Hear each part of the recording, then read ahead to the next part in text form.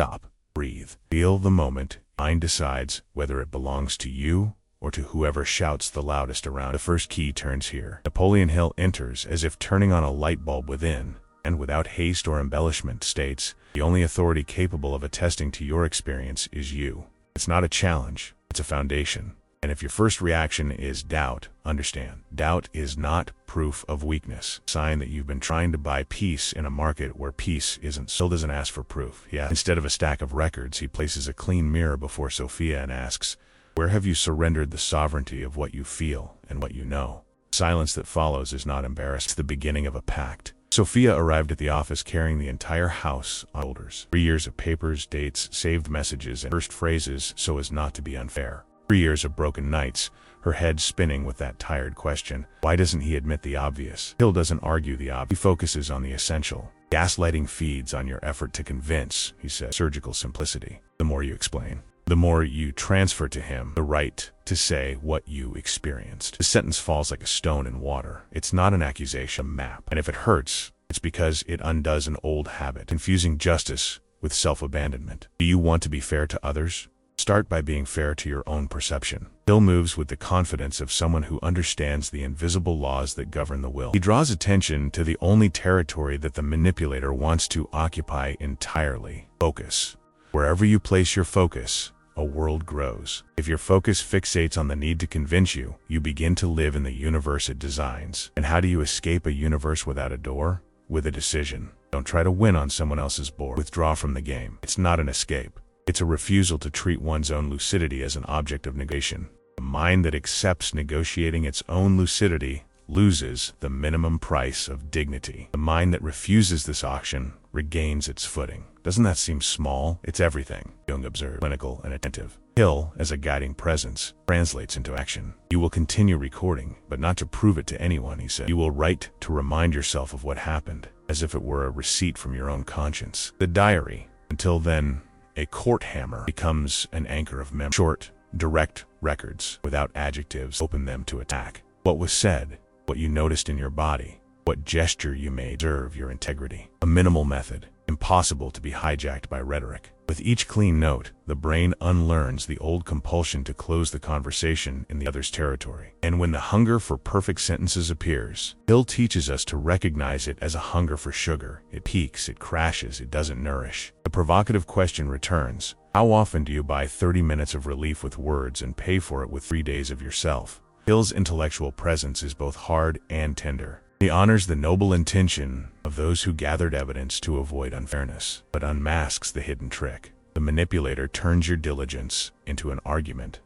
Evidence becomes obsession. Notes become paranoia. The best counterattack is no longer proof. It's removing the issue from the courtroom and placing it back in the only legitimate forum, your own. The body doesn't lie, he repeats matter-of-factly. When the conversation enters a labyrinth, before responding, check 3 things: your breathing, the tension in your chest, the stability of your stomach. These markers don't depend on agreement. They remind you that you're not a thesis to be defended. You're a person who perceives. And if the accusation of coldness comes, Hill anticipates and offers the answer. You're not abandoning dialogue. You're refusing the theater of falsehood. Dialogue requires at least 2 commitments: acknowledging facts and not distorting testimony. Without these, what is called dialogue is an arena, and an arena demands blood. Refusal doesn't require speech. It requires short, silent sentences that don't invite a response. I know what I experienced. I won't argue. This conversation is over. Then, a simple, unequivocal gesture that returns the body to the person. Leave the room. End the call. Change the subject with serenity and firmness. There is no theatrical heroism. There is self-government. Small tensions arise. Keep the mind alert. What if, when you refuse to play along, the other person escalates? They call you friends, insinuate illness, or play the victim. Hill doesn't promise calm. He promises clarity. Escalation is an indicator, he says. If your withdrawal is correct, those who thrive on your engagement will try to pull you back. Preparing for this isn't cynicism. It's mental hygiene. You won't manage reputations or edit version. You'll manage only what truly governs: responses, boundaries, self-care routine. Reputation is a fluctuating graph. Integrity is a line that follows. The tone isn't moralistic. It's operative. Hill invites Sophia to a 3-day experiment. No explanations beyond what's strictly necessary. No attempt to resolve on the spot what the other person distorted. In exchange, 3 positive commitments. Accurately record what you perceive. Practice 9-second breathing, 3 seconds in, 3 seconds out before speaking. Perform a micro-gesture aligned with what you know. Shower and sleep. Walk for 10 minutes. Call a friend who believes in you. Each night, 3 lines beginning with, "I was loyal to myself when ... double quotes. This isn't poetry. It's moral muscle training. Without this training, any technique becomes a theory that fails at the first breath. Hill doesn't romanticize faith. He calls it executive power. Faith here isn't vague hope. It's the decision to act on what you know, even when external confirmation isn't forthcoming. For those accustomed to seeking validation, this sounds blunt. Hence the question he throws out like a clear stone. What exactly do you need him to say for your reality to be real? If the answer is, I need him to admit it, then your reality is mortgaged to the most unstable debtor on the market. He can admit it today and deny it tomorrow. You'll be held hostage by a pendulum. Hill points to the less glamorous and freer way out, de-indexing your perception of the other person's speech. Price is the loss of certain superficial guarantee. The gain is the return of sleep. Nothing here relies on grand spectacle. Hill distrusts unstructured emotional. That's why his delivery alternates between warmth and precision. When Sophia recounts her first memory of being convinced she got it wrong, he doesn't hunt for culprits in the distant past. He simply marks the beginning of a pattern and asks, many times after that, to try to pay for peace with words. The number hurts, but it teaches. And the next lesson is simple. From now on, peace is not negotiable. Peace is protected by boundaries. Boundary isn't punishment, it's a border. Without a border, every garden becomes a parking lot. At the end of this first part, what emerges is not yet the complete technique of strategic withdrawal. It is the foundation that will make it possible. You have already recognized that gaslighting needs your engagement to survive. You have already understood that attention is currency, and that, when spent in someone else's labyrinth, it impoverishes your world. You have already accepted that the body is a reliable witness when the mind gets tangled. You have already seen that the journal, when it changes function, ceases to be a weapon and becomes a foundation. And you have already repeated, perhaps for the first time without asking permission, the phrase that inaugurates the turning point, I know what I know. From here on, the journey will require clearer actions, clearer boundaries, choices that will seem cold to those who depend on your doubt. That's okay. Doubt can sit at the back of the room. The stage from now on is yours again. When the curtain rises next, it won't be to convince anyone. It will be to walk where your own voice indicates. You wake up, and the first thing you do is check your phone. There's a short message, read and that last night meant affection. Day seems like you recall the conversation, sure of the tone, the context, a nod. Later, when commenting, you hear, I never said that. It's a simple phrase that reconfigures the entire day. Not a discussion of facts, the rewriting of the map. Napoleon Hill, as a presence that observes and guides, doesn't miss the essential detail. Shift in focus. See where your attention goes when reality is denied, he whispers firmly. If it runs to the other's court, you're already on enemy soil. You breathe and try to retrace the words. Your heart races. Your body demands a quick exit. Hill doesn't accelerate it, he grounds it. Tension is the currency. Where you spend it, a reality grows. The day continues with images everyone recognizes. A work meeting where an idea of yours raised last week is now treated as if it never existed. When you ask, your boss smiles. I think you misinterpreted it. In the supermarket line, someone cuts in front of you, and when you point it out, you respond matter-of-factly, you weren't there. At the dinner table, a comment about household expenses suddenly becomes an accusation of control. An emotional memory is promptly corrected by someone who claims to know more than you about what you experienced. Small shocks that, added together, form a silent earthquake. Hill walks through these scenes without raising his voice, asking the question no one asks. The answer is scary. How many pieces of yourself have you given up to preserve the atmosphere? The trap isn't abstract, it's every day. You prepare for a difficult conversation with clear arguments, precise examples, dates, names. You're ready for an honest debate. What you receive is a fog. You always remember things wrong. It's all in your head.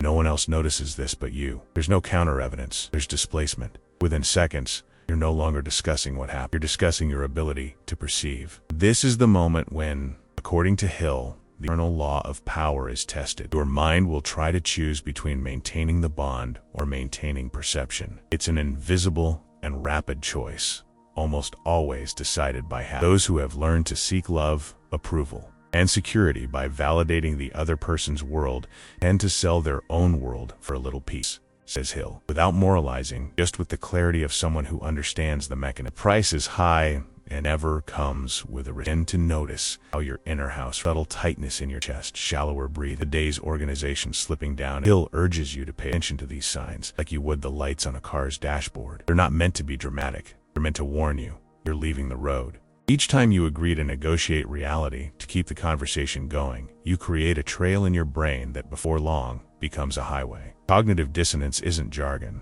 It's the feeling of having two versions of yourself in conflict, the one that saw and the one that needs to doubt what it saw so that everything remains. Okay, the body can't handle this tug of war for long without taking its toll. Hill brings stories that feel like our own. A woman who, remembering a broken promise, told she's being too sensitive and decides to write it all. A man who, after months of veiled criticism, turns on a recorder seeking peace and discovers the recording becomes proof of his paranoid behavior. An adult daughter who, upon confronting her mother about an old humiliation, receives a calm laugh. How imaginative of you. In all of them, the plot revolves around the same hinge. Conversation changes topics without warning, and the person begins to defend themselves for existing. Hill points to the hinge with his finger. Here. This is where you stop talking about facts and start asking permission to feel. Sometimes, unexpected twists and turns create even more confusion. The same colleague who disavowed you in the meeting sends a public compliment to the group hours later. The partner who denied the conversation in the morning brings flowers. The mother who laughed at your story posts an old memory saying how you were always the son she respects most. What seems like kindness is often emotional glue.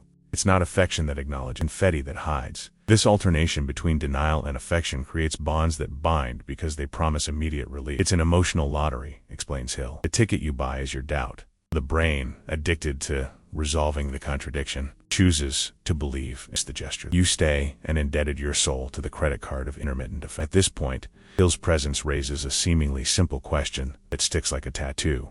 Who profits when you're confused? The manipulator doesn't need proof to win. He needs your engagement in the drama. He needs your attempt to explain better, your request for a mature conversation, your sincere promise to communicate more clearly next time. Every noble attempt to strike the right tone is another loop in the wheel. Don't confuse good intentions with good strategy, Hill warns. Good intentions operating in the wrong field only deepen the hole. The wrong field is validation that never arrived, as that was never the currency at stake. The game isn't about consensus, it's about control. Whoever sets the terms wins before it begins. Tension mounts when you realize that, some days, confusion doesn't even come from inside. You find yourself canceling a legitimate impression before it's finished. You explain yourself to people who didn't ask for an explanation. You correct your tone of voice to avoid provoking reaction. Edit messages 3 times. Fake smiles. By the time you think about disagreeing, you've already exhausted your energy formulating of objections that weren't even made. The mind learns to walk on eggshells, even on the living room carpet. It's at this intimate boundary that Hill puts his hand on your shoulder and reminds you,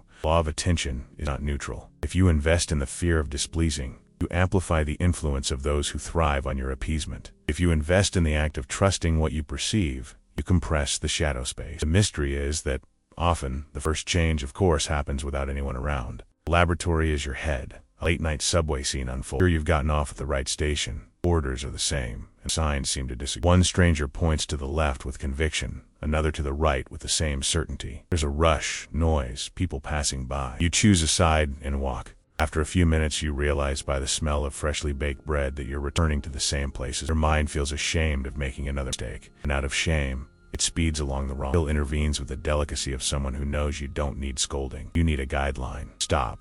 Acknowledge the error without dramatizing. Reorient yourself by what doesn't lie. Signs can be confusing. Smells, temperatures, the design of the stairs, the memory of the map, all of, and the still yours. The mystery disappears when you accept a simple step, move back 2 meters. This image applies to conversations. When you realize you're in a borrowed corridor, you can turn back. No one else needs to know you've returned. What matters is the direction recovered from within. There's also the unexpected that benefits. Sometimes the script seems so predictable that you think the usual denial will follow, but silence arrives. Not because the person has changed, but because their new stance has taken away the oxygen that fueled the controversy. Anything that doesn't find a predictable response loses interest. This small miracle isn't a key. It's a side effect of your refocused attention. Hill insists, don't look for miracles, look for habits. Miracles visit consistent habits. The habit here is simple, but it requires courage. When the game is you, decline respectfully and stay where you are. The narrative thread returns to Sophia on a rainy afternoon. She enters the office elevator and encounters a neighbor who bombards her with passive-aggressive advice on how to keep the peace. Sophia thanks her and doesn't explain anything. In the elevator mirror, for the first time, she realizes that her face doesn't need to prove anything. This micro-gesture, so domestic, sets the stage for what's to come. You might be waiting for the big technique, the one sentence that knocks things down, the strategy that resets the board. Hill, with the patience of a stonecutter, points to another direction. For any technique, understand the nature of the game. If you treat the game as a debate of facts, you lose. If you recognize it as a fight for attention, you change the pieces. From this understanding, future choices stop seeming cold and start sounding like self-care. When night falls, your cell phone vibrates with a message demanding urgency and immediate response. Read it, breathe, feel your chest tighten, and decide you'll respond tomorrow. It's not disdain, it's hygiene. The world doesn't collapse when a conversation isn't resolved in 30 minutes. You make a cup of tea, jot 3 lines about the day, close your eyes, ask yourself what you really saw. Your mind tries to conjure up versions. Body helps you choose simplest, the one that doesn't need subtitles. It's with this simplicity that the second part concludes. There's no magic, there's sovereignty in training. And because you already recognize the trap, know where your attention should be. The next turn announces itself silently. The urge to gather more evidence will come and it's in encountering this tempting story changes. Sophia believed that evidence would save her. Not evidence's clarity, fetish, spreadsheets, screenshots, audio recordings, stamps, files with long names. Napoleon Hill recognized the ritual hidden in this accumulation. Every time she collected evidence, she celebrated an involuntary cult of the other, as if to say, I only exist when you attest. He didn't attack the prudence of recording. He attacked the altar. You don't need to destroy evidence, he said. You need to dethrone the idea that it decides who you are. Evidence, in excess, had become an idol. Idols demand sacrifices, and the first offered peace. Hill proposed an unthinkable exercise for anyone who always needed to convince. Observe what happens to the body in the 5 seconds after the I never said that. The body tightened, the chest shrank, vision narrowed. Here's the evidence that can't be hijacked. Direct perception, he pointed out, called it primary evidence, distinct from negotiable evidence. Primary evidence arises from the sensor of the present. Negotiable evidence depends on agreement. When the game is about power, negotiable evidence play. Do you see it? Then it exists. Record it for yourself, not for the court. The manipulator is an expert at semantic transmutation. Walking dictionaries with hidden agendas, they swap the meaning of words mid-sentence. Concern becomes control. Limit becomes blackmail. Record becomes paranoia. Hill designed the mechanism in 3 strokes. Shift the focus from fact to character, pathologize zeal, and invert the moral burden. Within minutes, Sophia's file no longer attested to an event, but to a defect. The forgery isn't in the document, it's frame, he said. Change the frame. What if the test as you use it is age? Unpin the idol without losing his lucidity. Hill suggested a protocol that seemed contradictory, but ultimately became pivotal. First, seal. Each entry receives a simple, short, and irrefutable verbal seal. This happened to me. Second, anchor. The entry is accompanied by 2 physical signs immediately noted. Shortness of breath, tension in the stomach. Third, act. The recorded item becomes the basis for a concrete micro-decision. Without waiting for external confession, I will not discuss this topic tonight. I will review the budget alone. I will end the call in 2 minutes. Seal, anchor, act. The diary, thus, ceases to be a hammer of judgment and becomes a protocol of sovereignty. The originality of this method lies not in the act of writing, but in the circuit that closes. Perception gives record, gives act. The small, silent act restores the mind's sense of authorship. Antidote to chronic doubt. Hill knew that a tired mind craves fireworks. That's why he offered matches. 1 match lights up the entire kitchen if you know where to put it. Sophia began with a limit. She would not respond to messages after hours about stressful matters. It seemed small, but it was the first crack in the stained glass window. Light entered. When external evidence returned as a weapon, Hill revealed another unprecedented angle: moral accounting. The manipulator doesn't seek truth. He seeks balance. Every piece of evidence presented becomes his debt on an invisible spreadsheet. You insist on this. You accumulate things. You don't let go of the past. Hill switched currencies. Your balance isn't who won the narrative. It's how many decisions you made based on what you know without betraying yourself. With the right coin, the spreadsheet changes hands. Do you measure your progress by the number of tests the other person accepts, or by the number of times you respect yourself? Those who ask, but what about when I make a mistake? Hill was delicate and firm. Trusting your own perception isn't about declaring infallibility, about assuming the authority of the version you can inhabit without violating yourself. If The next day, new information emerges. You adjust the record and the action without feeling guilty for having protected yourself what you knew. Idols demand perfection before allowing action. Sovereignty allows action before demanding perfection. This reversal dismantles the only move forward when you're 100% sure trick. 100% is the favorite shortcut of delay. Hill added a practical tool rarely mentioned in advice: the ambiance test. Instead of delving into the content, observe the mood the conversation creates in less than a minute. Climates have patterns. The air becomes thin, your voice rises a half tone. You start using preemptive excuses. If the ambiance deteriorates before any concrete disagreement, you're already in the other person's territory. The test allows you to interrupt early. "I'm not in a position to talk about that," followed by silence. When the atmosphere is hostile, the content becomes bait. Exit through the door, not the thesis.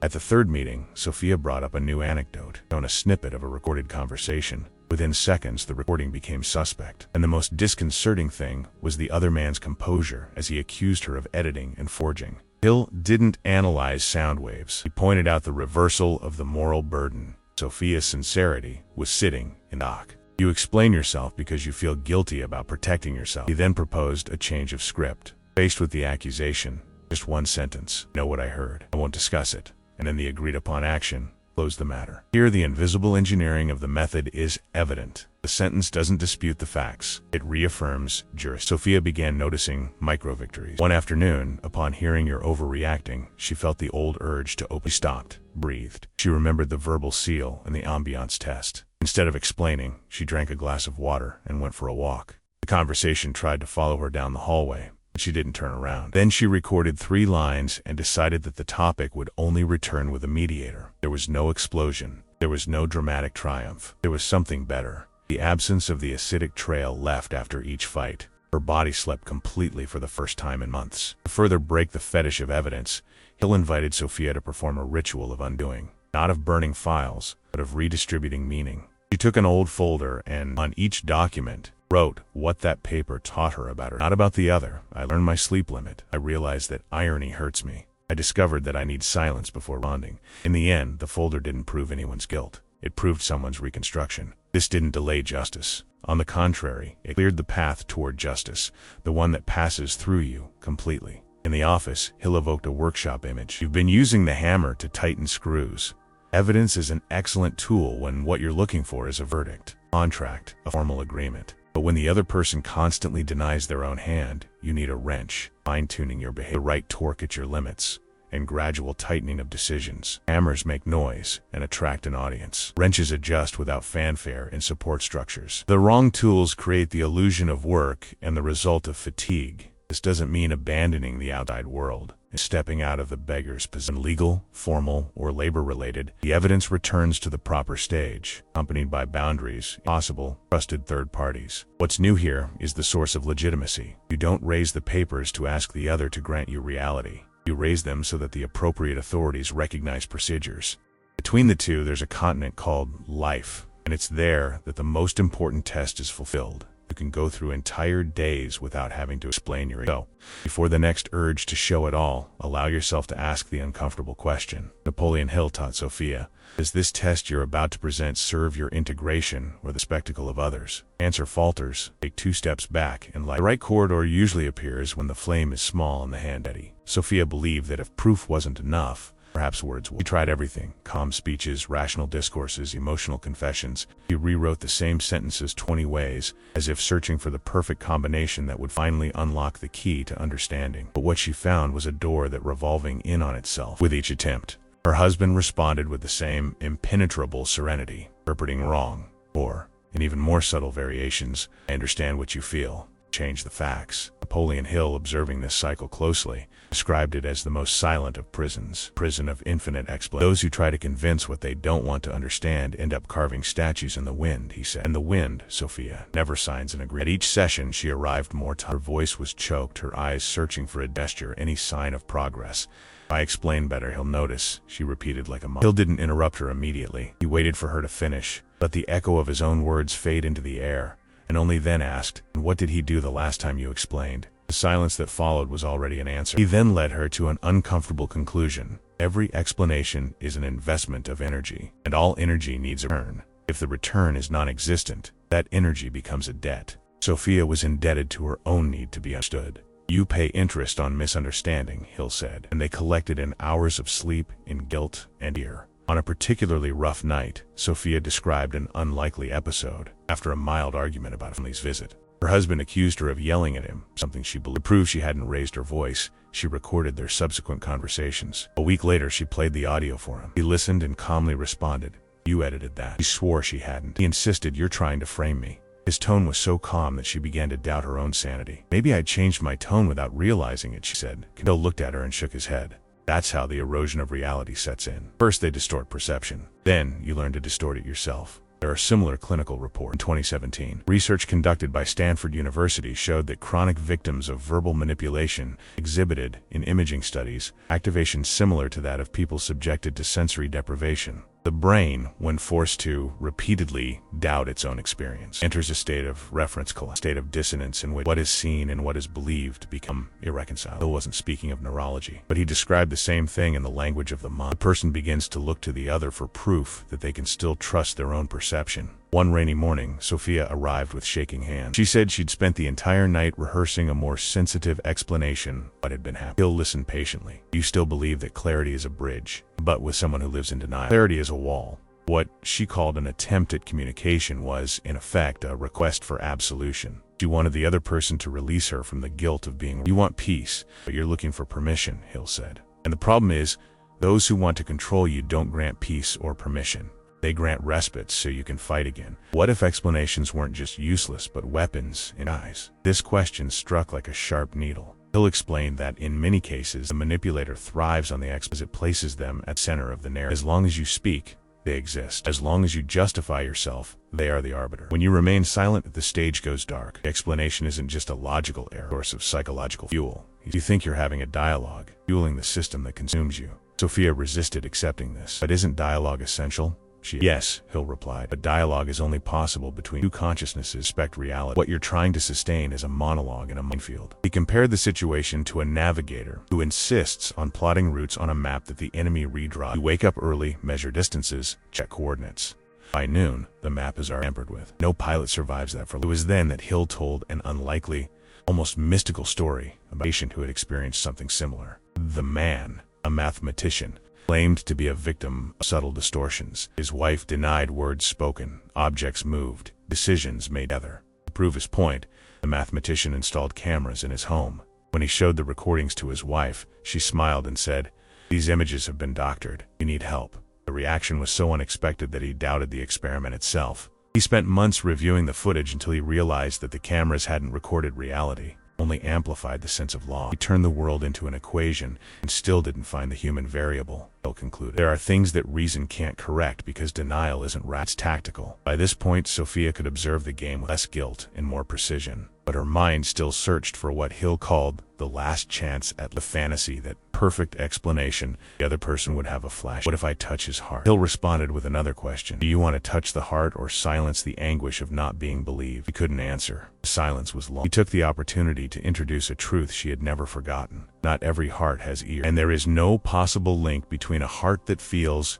and one that calculates. In the 4th month of treatment, an unlikely event sealed the deal. Sophia's husband, perhaps bored by her new calm, started an argument in front of friends. He tried the usual script. They're making up stories. But this time, she didn't explain. He looked at him and simply said, "I know what I heard." There was no anger, no theatrics, just firmness. The silence that followed was disconcerting. Her friends, accustomed to seeing her nervous, were concerned. Her husband changed the subject, and in the following days began to alternate between fury and attempts at reconciliation. Hill interpreted the episode as a momentary systemic breakdown. The game loses oxygen when you stop playing, he said. And what happened next was curious. Without Sophia's explanations, the manipulator began to explain himself. He sent long messages, justifying his actions, revising old statements, trying to reclaim the space she had vacated. See how silence reorganizes power, Hill observed. The energy you took from the debate returned in the form of serenity. Serenity, Sophia, sound truth makes when it no longer needs proving, to reinforce the learning. Hill proposed an imagination exercise. He asked her to visualize her mind as an old house with many rooms and open windows. Each unnecessary explanation was a window without glass through which a cold draft entered. You always have a cold because you're trying to heat a house with all the windows open, he said. Close one a day. Don't slam it. Just close it. Sophia began closing the symbolic windows, not responding to problems, not revisiting old conversations, not checking messages more than once. The silence grew denser. Hill sensed something new emerging. Doubt about one's own worth, which had previously come as a torment, now appeared as a faint shadow, powerless memory. He knew this was not the end, but the threshold. The infinite explanation had been deactivated. The ground was set for the worst of traps, doubt itself. Trained reflex to question oneself even when no one else does. You are about to meet your innermost enemy, he warned. What once came from without now dwells within. But there is one important detail. The same power that created doubt can also create certainty. After the session, Sophia walked into the garden and noticed the sound of light rain on the leaves. The sound was so clear, so simple, that she smiled. No explanation was needed for it. The rain existed because it existed, and in that moment she understood what Hill had been trying to say all along. The real doesn't need defending. The real just is. The viewer, following the story, may perceive the same internal movement, desire to argue, to prove, to be understood. But the lesson is invisible and radical. Sometimes the smartest path is to consciously give. Giving up on convincing isn't weakness.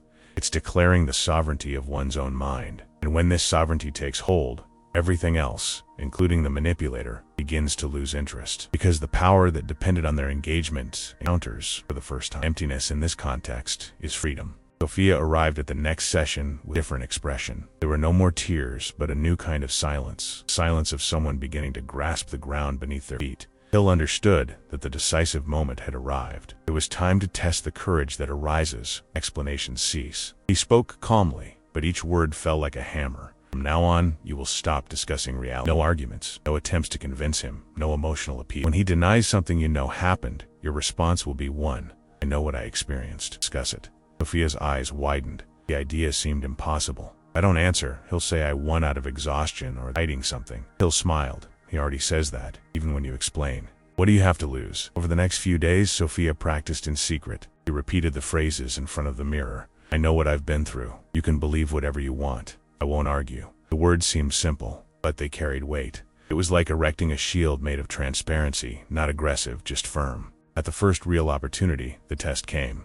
Her husband denied a conversation about money they'd had 2 days earlier. Sophia felt her body react. Her heart raced, her hands reached for her diary, her mouth rehearsed arguments. But something inside her held her ground. I know what I've been through. I won't argue. The silence that followed was so thick she almost apologized for existing. He laughed irritably. Have you turned into a rock? She replied simply, stopped gambling. Hill had warned her about this. The escalation. When the manipulator loses control, they first try mockery, then fury. The lack of fuel destabilizes them, and that's exactly what happened. Her husband began calling friends, dramatizing at dinner parties, creating stories in which Sophia was the cold, the unstable, the unreachable. Her phone rang nonstop. Some friends demanded explanations. Others advised her to talk calmly and work things out. The guilt returned, sharply. Hill prepared her. They're not against you. They just don't understand that sometimes reconciliation is the guy's manipulation. He explained the concept of flying monkeys, people used by the manipulator to push the victim back into the game. Sophia responded with the calm of someone who already knew the script. Know what I've been through. Not going to argue. The second month was the hardest. The absence of conflict didn't bring immediate peace, but rather a feeling of emptiness. Even missed the arguments, she confessed. Hill explained that this was normal. The brain, accustomed to the dopamine rush of tension, finds silence strange. Emotional withdrawal, he said. You don't miss the pain, you miss the habit. Her husband, in turn, escalated the drama. He showed up at her work, sent flowers, then accusations, then pleas for forgiveness. One afternoon, he left a note. You're not who I knew.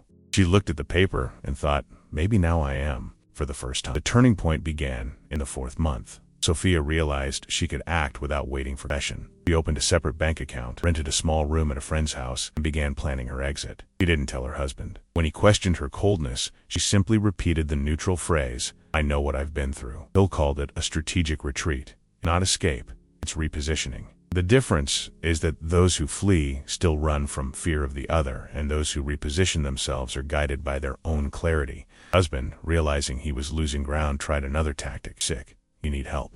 Sophia didn't argue. She kept the phrase and used it as fuel to confirm how much he needed her to doubt. By the 5th month, the accusations began.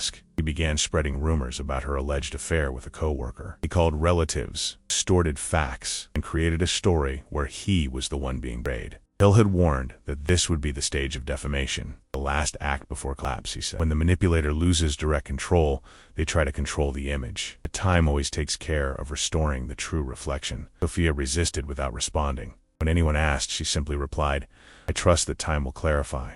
This confidence began to rub off on those. Gradually, the rumors faded, and what remained was the strangeness of a man increasingly trapped in his own invention. In the 6th month, the inevitable happened. Husband insisted on a final conversation. "We need to resolve our relationship," he said, his voice too sweet. Hill had prepared her for this.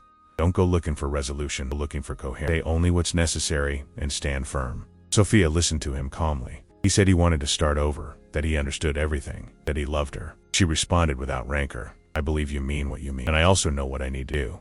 He tried to insist, using tears, promises, memories. He simply stood and said, "Hope you get well, but I'm leaving now." The simplicity of the gesture disarmed any attempt to prolong the story. The following days were confusing but strangely light. Sophia felt the weight of the past slowly dissolving. Each morning, a little more air entered. Hill, upon meeting her at the next session, spoke not of victory, consequence. "You didn't win the game. You dismantled the board." He explained that true healing lies not in proving the other person's guilt, but in accepting that they may never admit it. The closure you sought outside exists only within, and within it has already happened. Not all was calm. Waves of doubt came, whether she had been too harsh, whether she could have tried again, was cowardice to give a fight.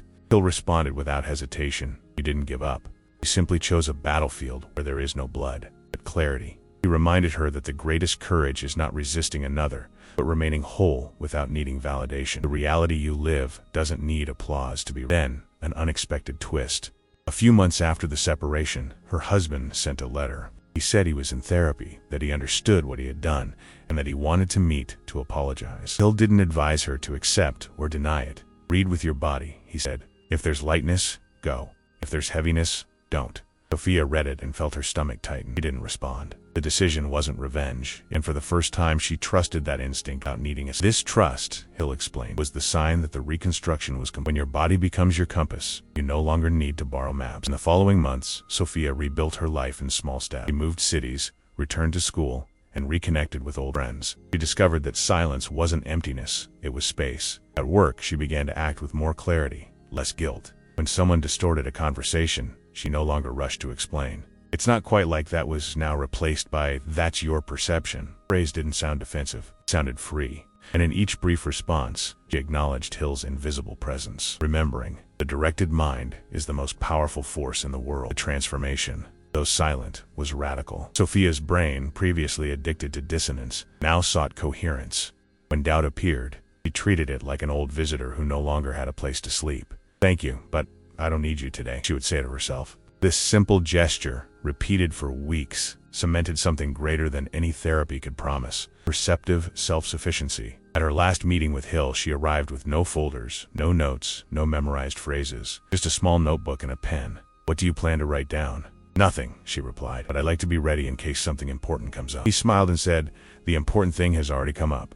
You just need to keep trusting what you perceive." Sophia stood, shook his hand, and walked to the door. He paused for a moment, looked back, and said, "You know what's funny? I don't feel angry at him. I just don't feel anything anymore." Hill nodded. "That's what we call peace." And it was there, in that simple gesture, that the tension of the story dissolved. The game was over, not because anyone won, but because one of the pieces decided not to move anymore. The board, purposeless, fell silent. And the silence this time was neither emptiness nor fear. Sophia didn't return to the office for some. When she did, 6 months had passed. The woman who entered the room wasn't the same. There was no trace of the tension in her shoulders, nor the look of someone who needs permission to exist. There was serenity. Hill immediately sensed that something fundamental had changed. She wasn't coming for answers. She was coming to share presence. She sat down, crossed her legs, and said, "I'm free of him, but I'm still learning to trust myself." Hill smiled and replied, "So now the real work begins." Reconstruction isn't the end of the story. It's a fresh start for those who have learned to walk without crutches. Hill explained that after freeing themselves from a manipulated mind,